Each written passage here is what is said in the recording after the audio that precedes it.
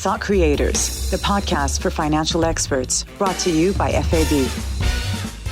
Welcome to the show where we delve into the issues affecting the markets both locally and globally and look through a very human lens. I'm delighted to say my guest today is a man who is very much focused on the future. Shargiil Bashir, who is the Chief Sustainability Officer and Executive Vice President with FAB. Shargiil, welcome to the show. Thank you very much for having me, Scott. So, at the top of the 30, we dive into a few of the headlines that have caught our eye. And I actually want to start with FAB because just last week, you guys reported a net profit in the third quarter of 2.92 billion dirhams, which is about $800 million. What really interested me was your group CEO, Hannah Al-Rostamani's statement saying that she was confident in the resilience of this region. And she was talking about, although not immune to global headwinds, we believe the economy in the UAE and the broader GCC region, I'm quoting from the bank statement, will continue to outperform the global backdrop. My first question to you is, I'm guessing you share her optimism.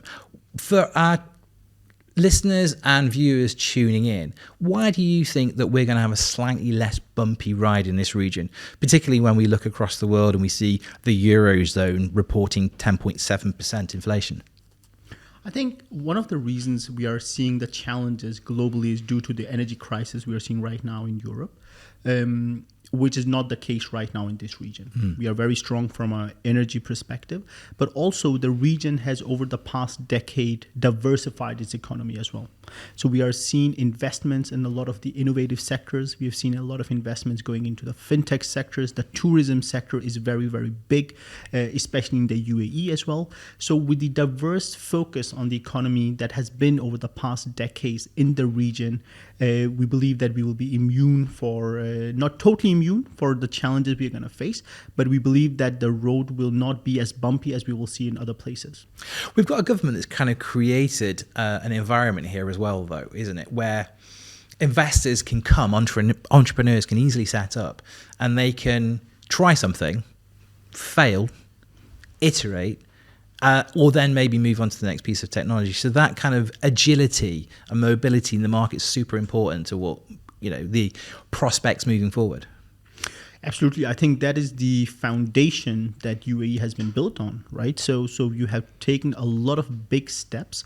You have gone to the Mars over the past 50 years, right? So I think those innovations are so extremely important that visionary leadership is extremely important. And I think that you probably have some of the most visionary leaders in this region who are looking not only ahead 5-10 years, but actually have a 50 years plan ahead of us, which is extremely important. So even that there might be a couple of years that might be challenging, but you still have your long-term plan, which you need to follow, which means that you need to invest. So you don't only look at a couple of years ahead, you actually look 50 years ahead. I really want to dive into ESG because let's go through the looking glass a bit on this. I remember, even maybe as recently as 2 years ago, ESG, even boardrooms didn't quite know what it was, or it was a special department of its own. Now it's very much woven into the fabric of of boardrooms and C-suites decisions. But for anyone who's out there, even leaders still, can you just talk us through the different elements, the E, the S, and the G, what they are and why they're so important? Yeah. So first of all, you're absolutely right. The focus on ESG has moved from nice to have to need to have. So you need to have a view on sustainability, on ESG. So E, which stands for environment, is basically how the environment is impacting your organization and what is your take in order to address the challenges that environment might create. This might be climate change, this can be pollution, it could be other impacts on that.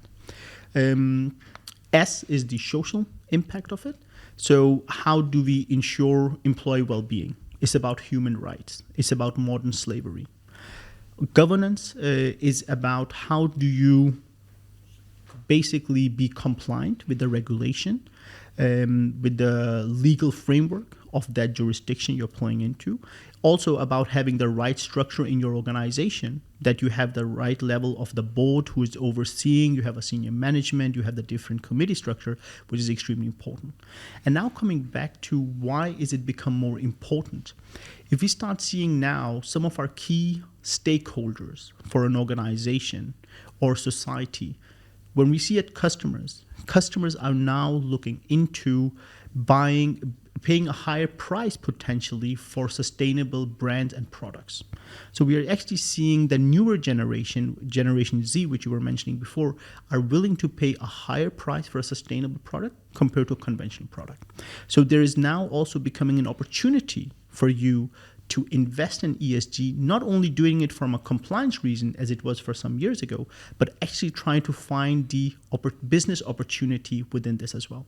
When we look at the investors, regulators, employees even, if you want to attract the best talent, they will be asking you, what is your sustainability profile? How does it match to your values? If I'm joining your organization, what am I signing up to? What kind of organization am I getting involved into? And similarly, the regulators have launched a lot of new regulation around sustainability, and investors are willing to invest in more sustainable companies. They actually want to move the capital towards companies who are living up to the sustainability compliance regulations, are making sure that the sustainability is part of their business model, it being discussed at the right level, at the senior management, at the board level. That's the direction those things are moving towards.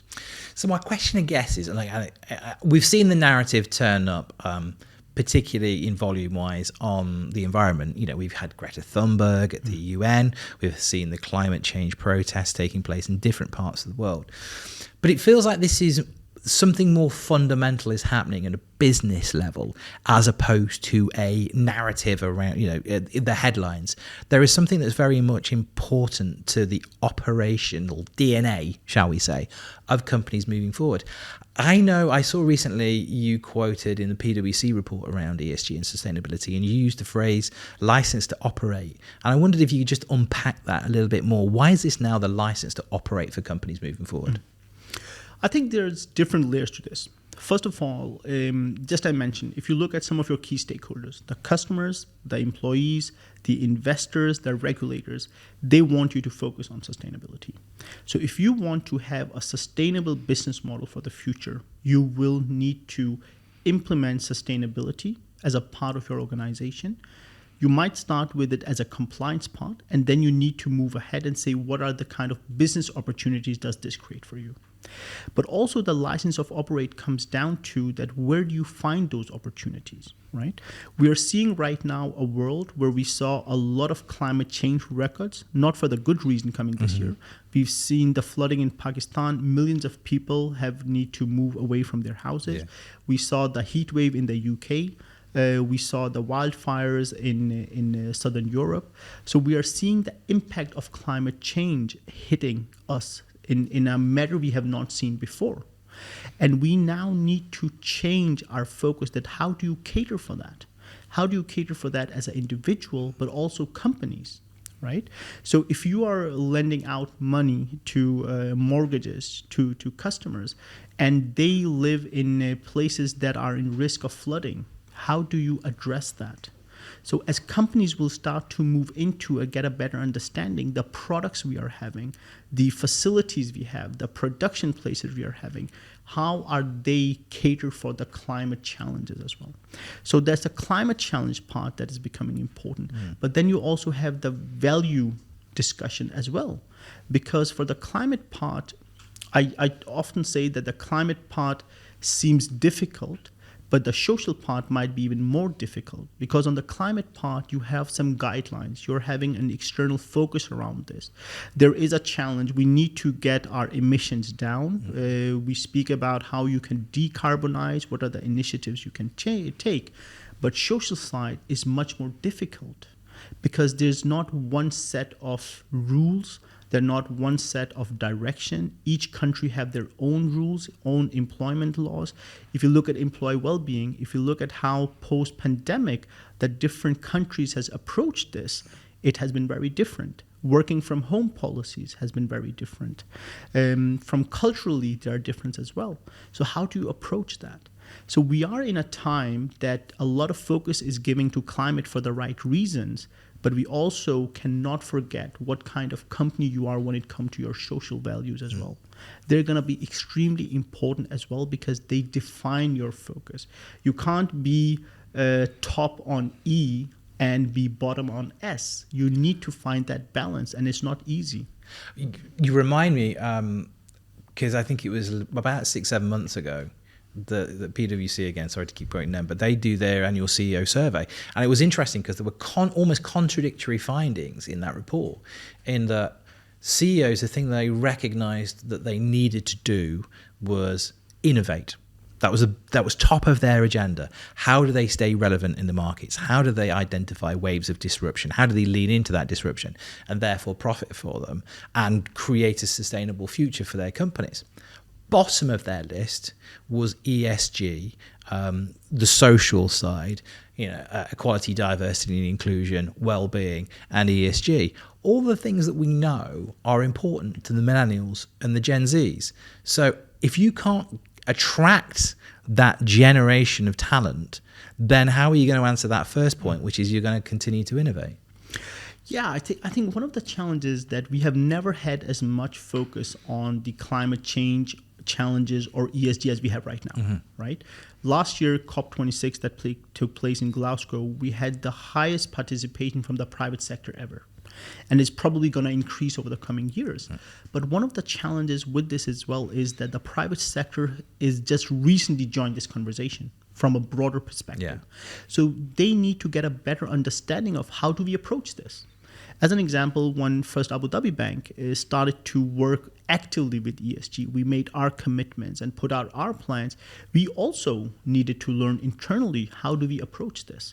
And we are still learning. Right, so I think the challenges with this is that it is such a new thing, and there's no one size fits all. Yeah. Because what I'm doing might not fit what you're doing, or a third company, or a fourth company.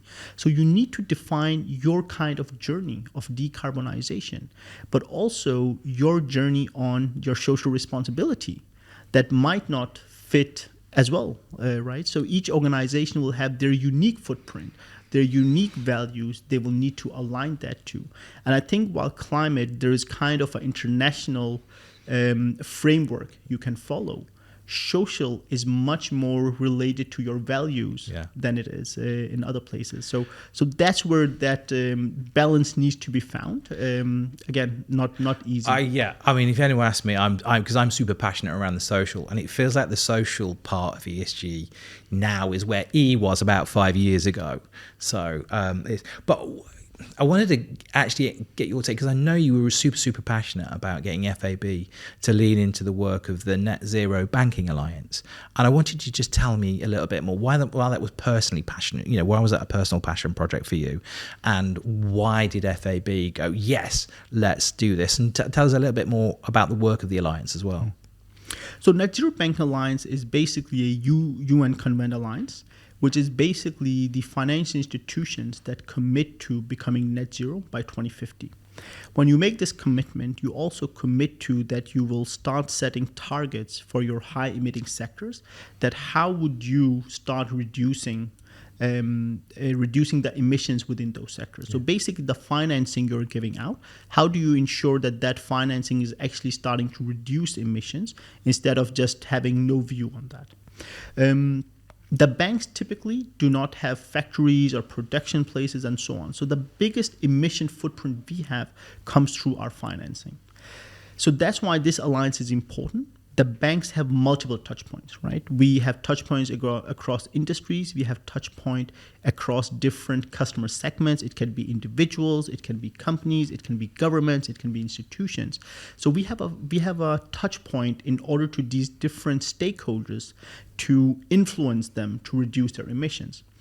Why it was important for First Abu Dhabi Bank to do so was that due to our size, one of the biggest banks in the region, we wanted to influence our clients in order to support the transition that is required.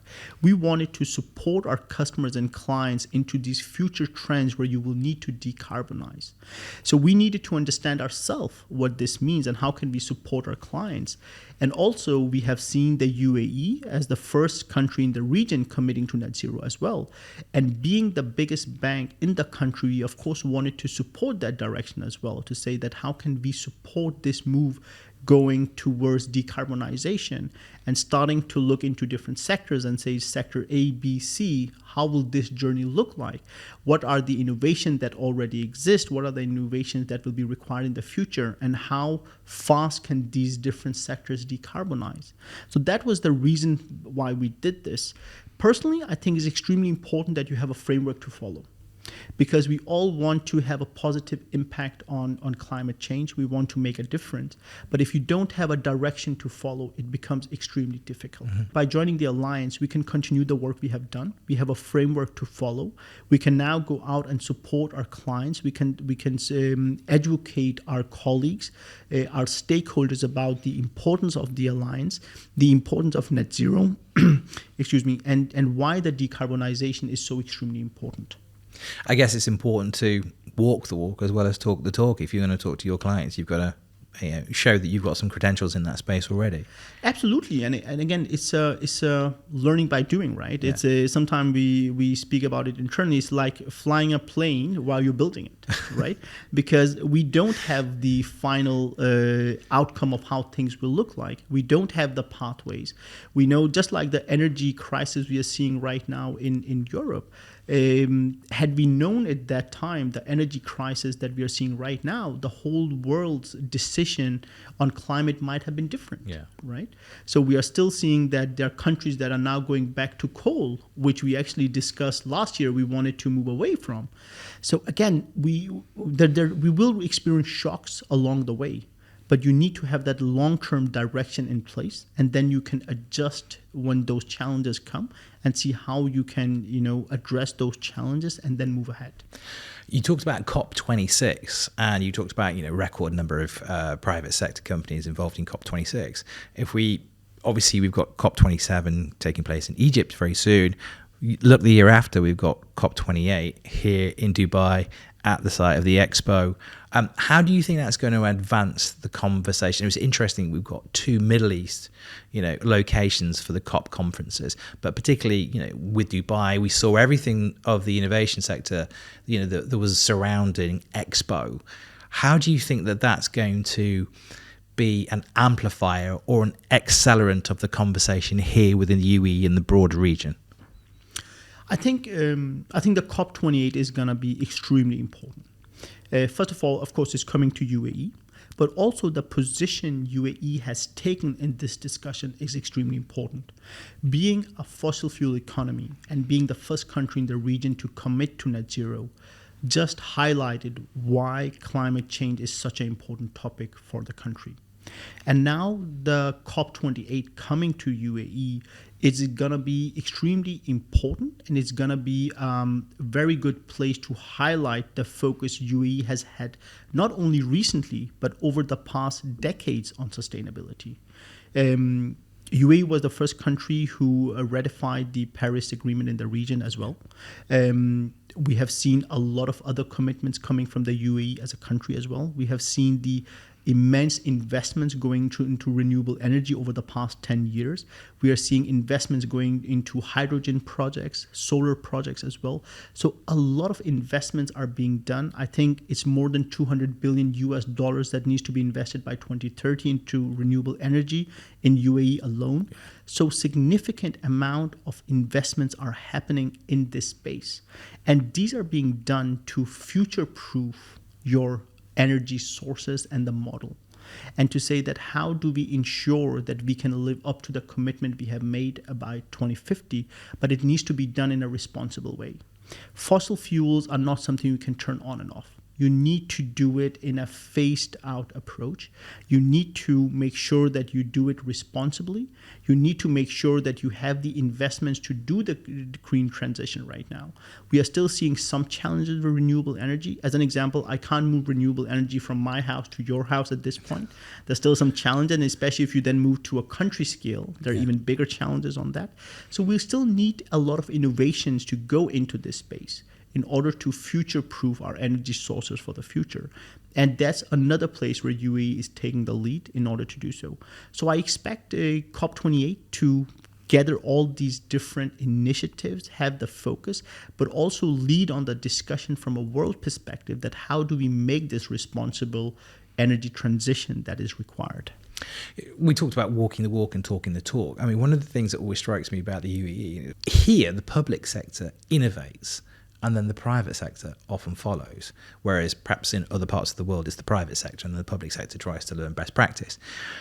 With that in mind, you hear companies out here when they talk about their ESG agenda, and sometimes it is a nice to have still, and it's the first thing that goes when they start looking at the budgets, and when they look at the budgets for projects, it's like, oh yes, well, let's not do that quite as sustainably as we could do because it's going to save us money.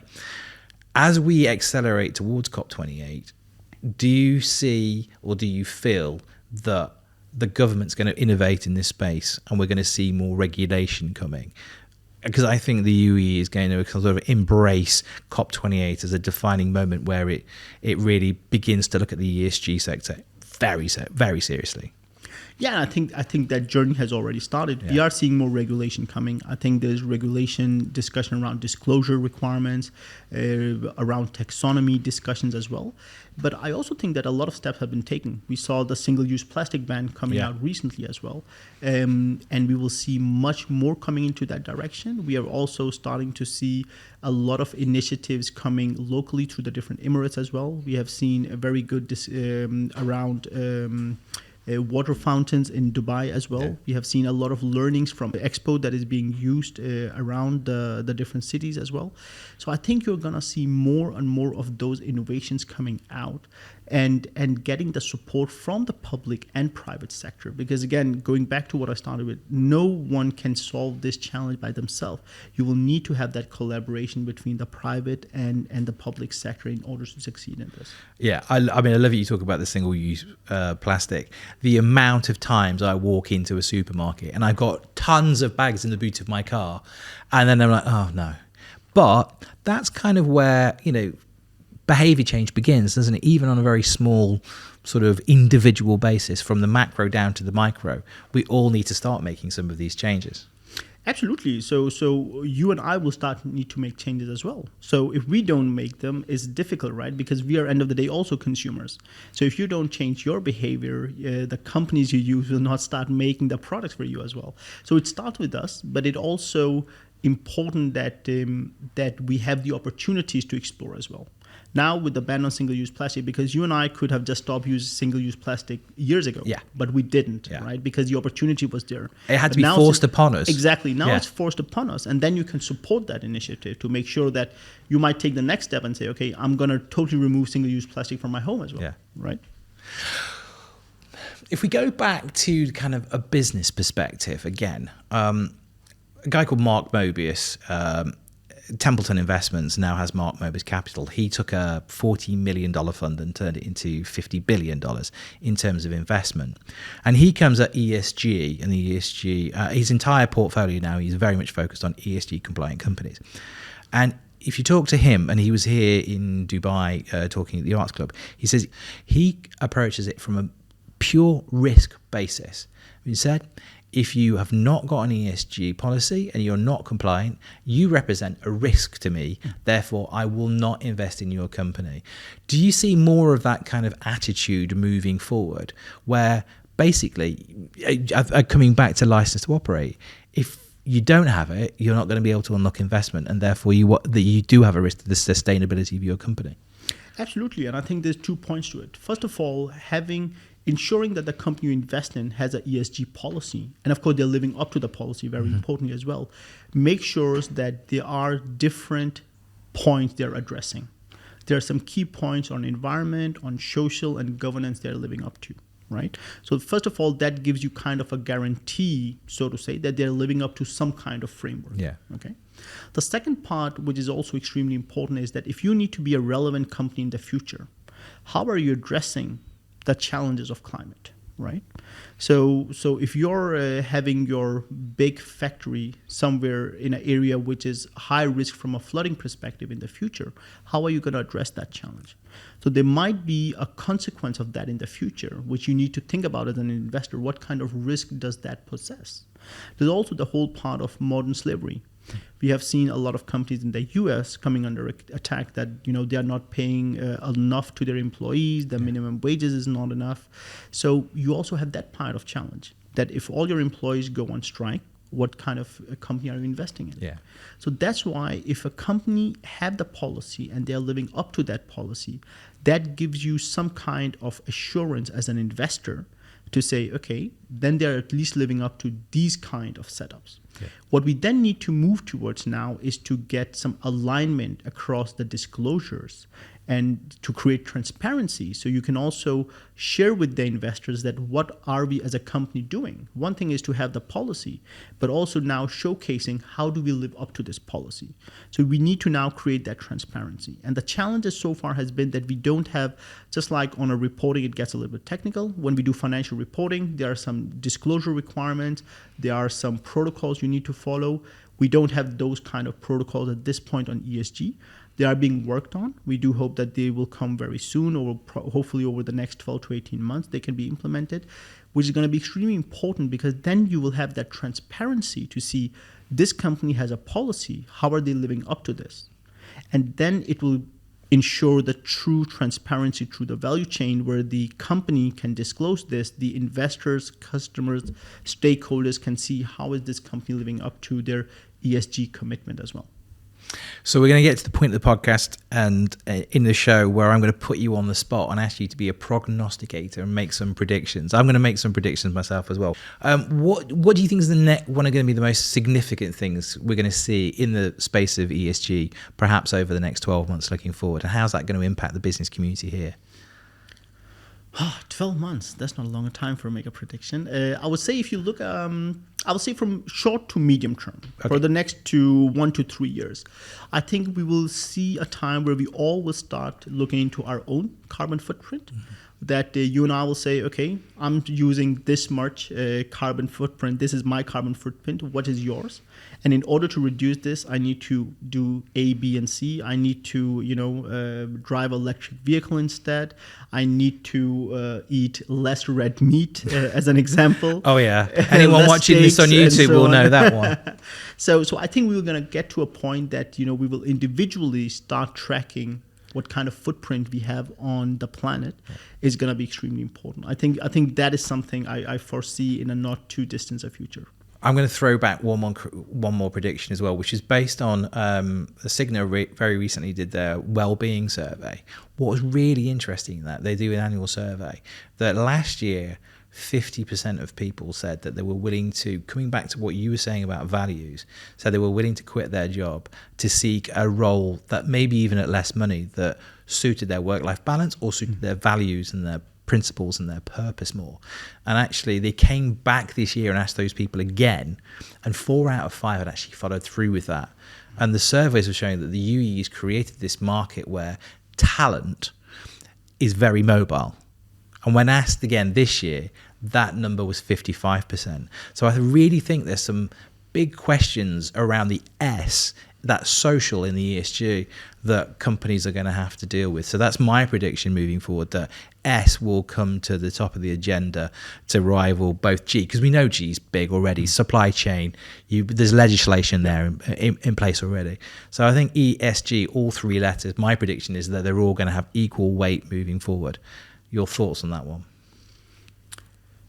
I think on the again short to medium term, we're going to see a lot of focus on E right now. It's an important particularly topic, with COP. Especially with COP, but also due to the energy crisis. It has sparked that discussion again, that the direction and discussion we've had over the past couple of years. Where do they stand in this kind of a shock situation? Well, it's kind of like the accelerant, like the pandemic was for the future of work and remote working. Yeah, exactly.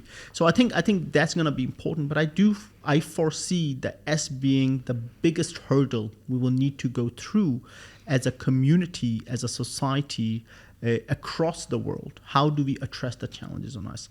And what you're mentioning with people quitting their jobs, this is what we call the big resignation, right? Mm-hmm. So people across the world are resigning, maybe on post-pandemic, but also because they need to understand where does their values fit. And especially when we look at Generation Z, who's coming into the workforce, taking the lead, it's the value their job create to them is much more important whether you're paying them 5 or 10% more in salary.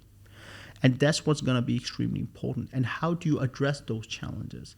Having employees who work for the same place 30, 40 years, that kind of loyalty might not be if you as an organization are not investing in those employees. So the S is definitely going to get more important over time. But I think that it's going to be the most difficult one as well, because it's such a big topic. It's about human rights. It's about gender balance. It's about gender balance across different sectors as well. Mm-hmm. So it's just not gender balance in general, but also through those different pockets we see at different places. So how do we address those challenges? And again, one size fits all will probably not work. We can have one kind of framework, but each country will have their unique challenges. It can be the level of education in one country. It can be something else in a different country. So our environment have a high level framework we can follow from UN, from the different energy institutions. S is going to be somehow more difficult to address. We will need a lot of regional solutions to that. So I foresee that being the more difficult one we will need to approach. That feels like a kind of mic drop moment where we can bring this conversation to a close. Shargiil, thank you very much for joining us on the podcast today. I've been your host, Scott Armstrong. It's been a genuine pleasure to have the conversation with you today. And I hope our listeners and viewers tune in for more conversations moving forward, brought to you by First Abu Dhabi Bank. Thank you, Shargiil. Thank you very much, Scott. Thank you very much for having me. Thought Creators, the podcast for financial experts, brought to you by FAB.